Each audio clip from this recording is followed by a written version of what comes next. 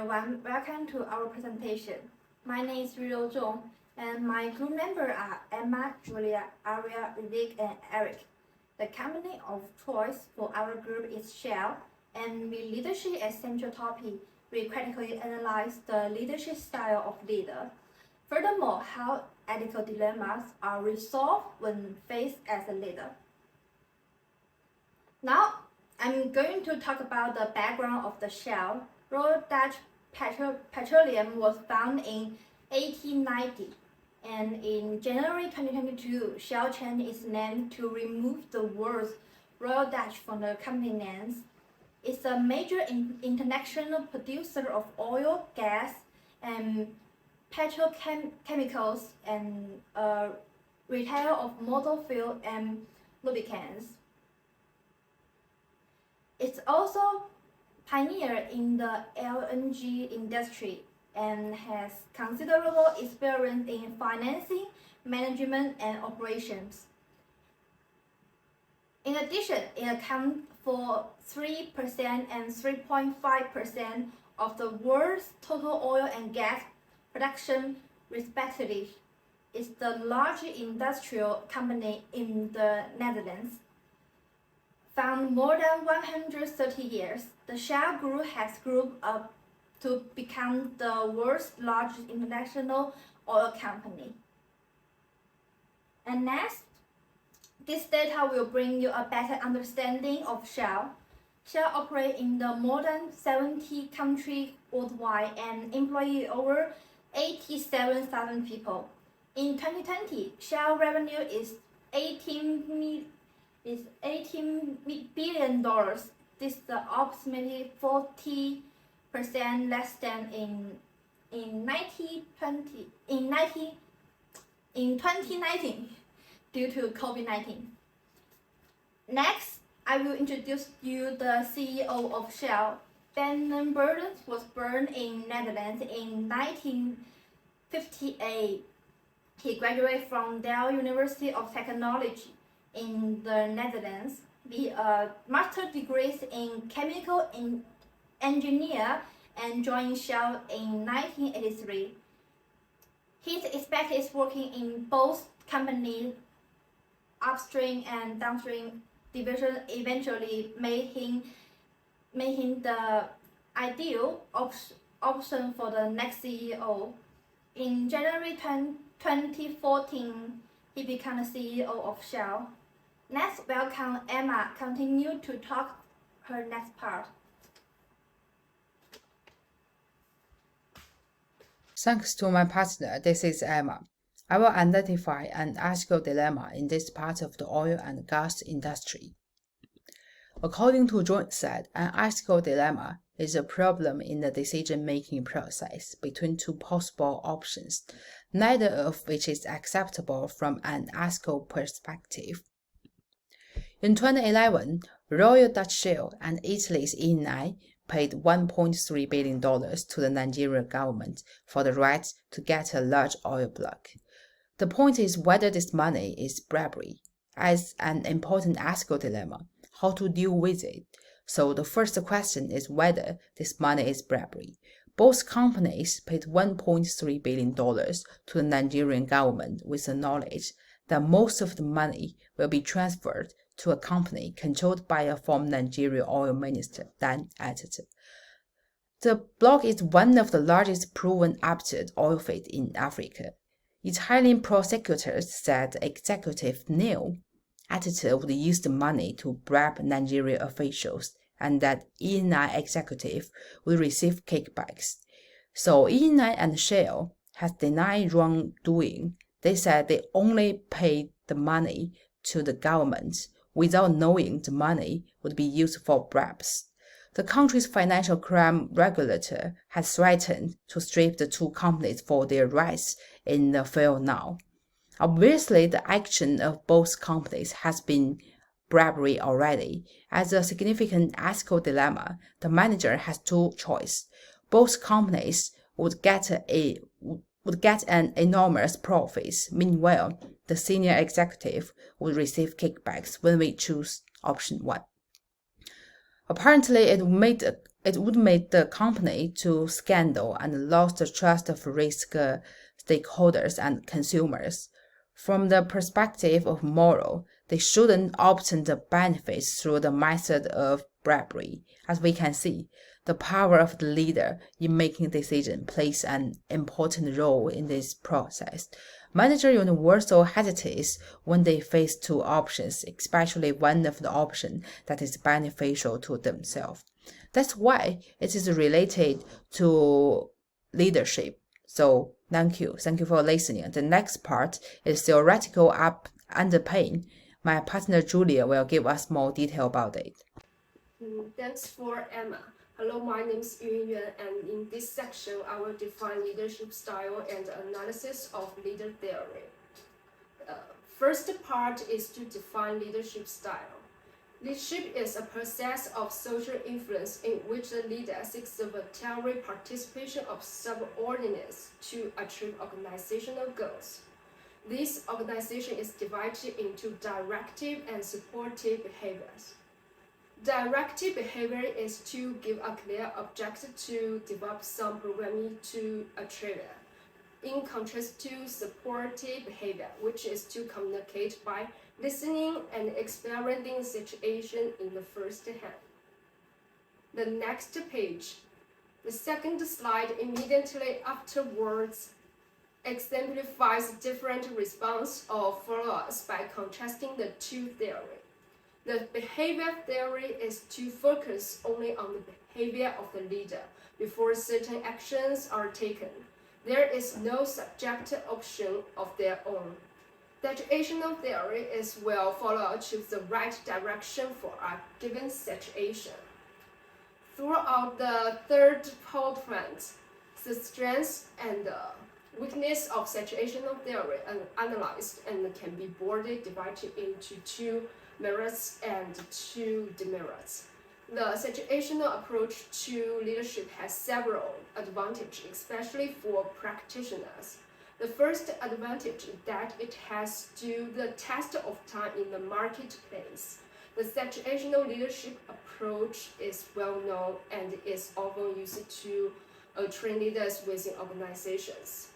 The second advantage of situational leadership is to its practicality. It is easy to understand, intuitively sound, and easy to apply in a variety of situations.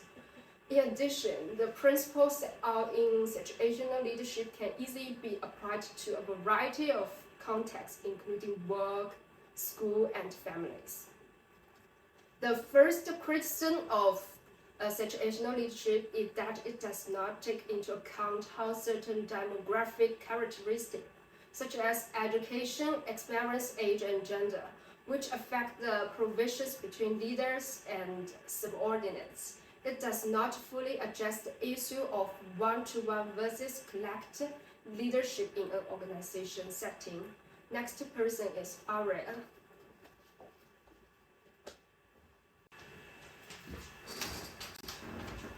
Thanks, Julia. Next, I will introduce 4 categories of directive and supportive behavior. First, directing. A high directive, low supportive styles in which goal achievement is the focus of this approach with minimal supportive behaviors. A leader in this rule will provide a specific introduction and then supervise an employee's performance. Second, coaching. A high directive, high supportive style. In this stage, leaders are still the main decision makers, but they are open to receiving feedback from subordinates. Followers receive a lot of support from the leader, which generates a high level of motivation. Fourth, supportive. A high supportive, low directive style. In this approach, the leader doesn't focus exclusively on goals, but uses supportive behaviors that bring out the employee's skills around the task to be accomplished. Fourth, delegating. A low supportive, low directive style. In this approach, the leader offers less task input and social support, facilitating employees' confidence and motivation in reference to the task. Next, Well, according to the research, Shell CEO Ben van Beurden, a leader who focuses on subordinates, reaching his desk by participating in many company events, an effective combination of authority and democratic style. Shell, on the other hand, has a directing leadership style, where strategy is implemented with instruction from the top. Set priorities. Set priorities from its business to ensure growth and deliver consistently across all of its operations and projects. Directing leadership style are the best suited to the application of democratic management, such as incentives, cooperations between managers and employees, and establishing communication between all members. Employees are aligned with organization's goals, and everyone is working toward one goal: efficiently manufacturing and delivering quality products in order to achieve customer satisfaction. It is really important for leaders in the chemical industry to remain strict and accountable. Well, let's welcome Renee.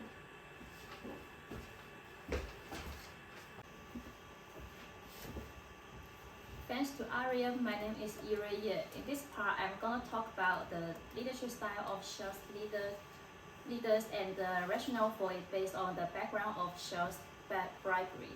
According to the principle of situation model, it's clear that Shell used to have directing leadership style.